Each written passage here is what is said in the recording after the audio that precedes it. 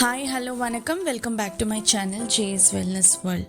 இன்னைக்கு பாலக் முறுக்கு எப்படி பண்ணுறது தான் இந்த வீடியோவில் நம்ம பார்க்க போகிறோம். பார்க்கறதுக்கு முன்னாடி நம்ம சேனலை சப்ஸ்கிரைப் பண்ணுங்கள். சப்ஸ்கிரைப் பண்ண கையோட பெல் பட்டனை கிளிக் பண்ணிக்கோங்க.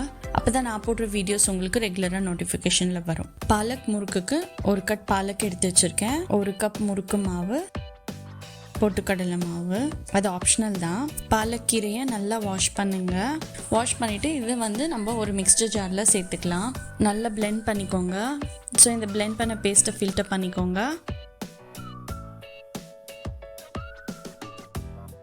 அரைச்சி வச்ச பாலக், இன்ஸ்டன்ட் முறுக்கு மாவு, பொட்டுக்கடலை மாவு, நான் ஒரு பவுல் எடுத்திருக்கேன். ஸோ முறுக்கு மாவு சேர்த்துக்கலாம். இன்ஸ்டன்ட் முறுக்கு மாவு இது எப்படி பண்ணுறதுன்னு நான் வீடியோவில் சொல்லியிருக்கேன், டிஸ்கிரிப்ஷனில் பாருங்கள். உடச்சக்கடலை மாவை சேர்த்துக்கோங்க.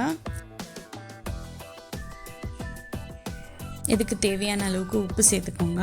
இன்கேஸ் ஏதாவது ரெசிபீஸில் உங்களுக்கு டவுட் வந்தால் டிஸ்கிரிப்ஷனில் போய் பார்க்கலாம். என்னோட எல்லா வீடியோஸில் நான் டீட்டெயிலாக கொடுத்துருப்பேன். டீஸ்பூன் எள்ளு சேர்த்துருக்கேன். கொஞ்சமாக ஓமம் போட்டுக்கலாம். அரைச்சி வச்ச பாலக் பேஸ்ட் சேர்த்துக்கோங்க. இதுக்கு தேவையான அளவுக்கு தண்ணி விட்டு நல்லா பிசைஞ்சுக்கோங்க. ஸோ முறுக்கு மாவு இல்லைன்ற பட்சத்தில் நீங்கள் அரிசி மாவு சேர்த்துக்கலாம். ஸோ அதுக்கு 1/4 கப் பொட்டுக்கடலை மாவு சேர்த்துக்கோங்க. வெறும் அரிசி மாவு சேர்க்குறீங்க அப்படின்ற பட்சத்தில் இந்த பொட்டுக்கடலை மாவு நீங்கள் சேர்த்துக்கலாம். கொஞ்சமாக சில்லி பவுடர் சேர்த்துக்கோங்க. முடிஞ்ச அளவுக்கு மாவு நல்லா சாஃப்டாக பிசைஞ்சுக்கோங்க. அதில் இது மேலே ஒரு 2 டேபிள் ஸ்பூன் எண்ணெய் விட்டு நல்லா க்ளோஸ் பண்ணி விடுங்க.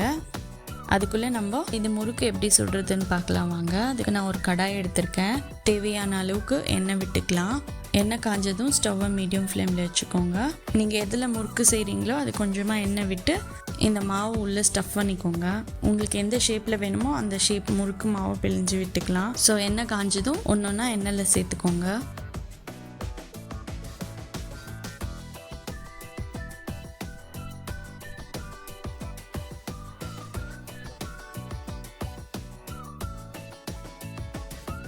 நல்லா ரோஸ்ட் பண்ணுங்கள். 2 சைடு நல்லா ஈவனாக குக் பண்ணுங்கள். அவ்வளோதான். எக்ஸஸ் ஆயில் எடுத்துகிட்டு இதை நம்ம ஒரு பிளேட்டுக்கு ட்ரான்ஸ்ஃபர் பண்ணிடலாம். நல்ல டிஷ்யூ பேப்பர் போட்டு அது மேலே போடுங்க. உங்களுக்கு ஏதாவது எக்ஸ்ட்ரா ஆயில் இருந்தாலும் அந்த டிஷ்யூ பேப்பரில் வந்துடும்.